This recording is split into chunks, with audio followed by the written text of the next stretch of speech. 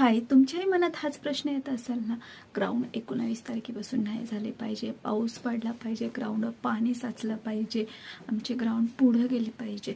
का वाटतंय तुम्हाला असं? मला सांगा. तुम्ही आजपासून तयारीला लागलाय का? तुम्हाला फॉर्म भरून किती दिवस झाले? तेव्हापासून जरी तुम्ही चांगल्या प्रकारे ग्राउंड केलेलं असेल ना, तर तुम्ही चांगले मार्क्स आणू शकता. का तुम्हाला वाटतंय मनातून की एक्झाम पुढे गेली पाहिजे, पोस्टपोन झाले पाहिजे? मला सांगा, तुम्हाला असेच वर्ष वाया घालवायचे का?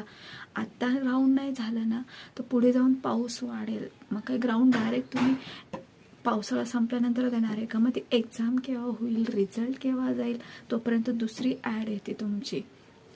असं करू नका. आता ग्राउंड होतंय ना, हो द्या, काहीच करू नका. तुम्हाला तुमच्या दृष्टीनेच ते विचार करताय. जर ग्राउंड होऊ शकत नसेल तर 1-2 दिवस पुढे नेऊ शकता, पण तुमच्यासाठीच ते आता विचार करताय. नंतर पावसाळा वाढेल, तुम्ही हा विचार करा.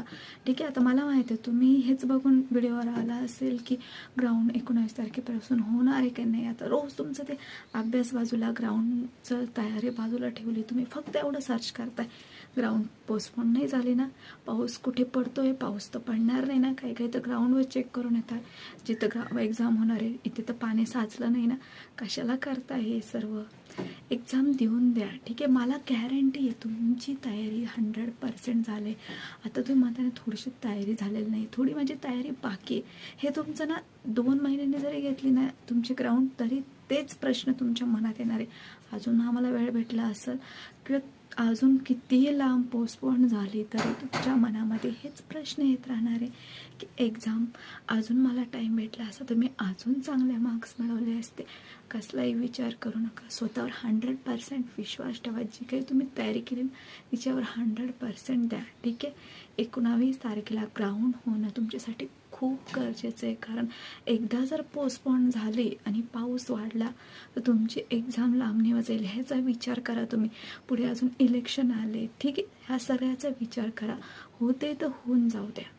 ठीक. त्यामुळे तुम्ही तयार राहा. 19 तारखेलाच तुमची ग्राउंड होणार आहे. ह्या मनात कॉन्फिडन्स आणा. ठीक आहे. जे होईल ते होईल. मी 19 तारखेलाच ग्राउंड देणार आहे हे मनात ठेवा. तेव्हा असा प्रश्न जर तुम्ही मनात ठेवणार ना, तेव्हा तुम्हाला कसली भीती वाटणार आहे. ती भीती तुमच्या मनात आहे की माझं 100% होईल ना, तर मी थोड्या मार्कावरून माझं ग्राउंड राहून जाईल का, असे वगैरे मनात जे प्रश्न आहेत आणि ते आणूच नका. जी तयारी केली ना ती मी 100% केली. मी खूप चांगल्या प्रकारे केले. सर्वजण ग्राउंडमध्ये चांगल्या मार्काने पास होणार आहे. त्यामुळे तुम्ही ते टेन्शन घेऊ नका. ठीक आहे. त्यामुळे मनात असे विचार आणू नका. ग्राउंड होऊ द्या. अजूनही मी सांगते आणि तुम्ही चांगल्या प्रकारे ग्राउंड देणार आहे मला माहीत आहे आणि तुमचा तेवढा चांगला सराव झालेला आहे. त्यामुळे कसली भीती वाटू देऊ नका. मनात विश्वास ठेवा की तुम्ही स्वतःवर विश्वास ठेवा. ठीक आहे.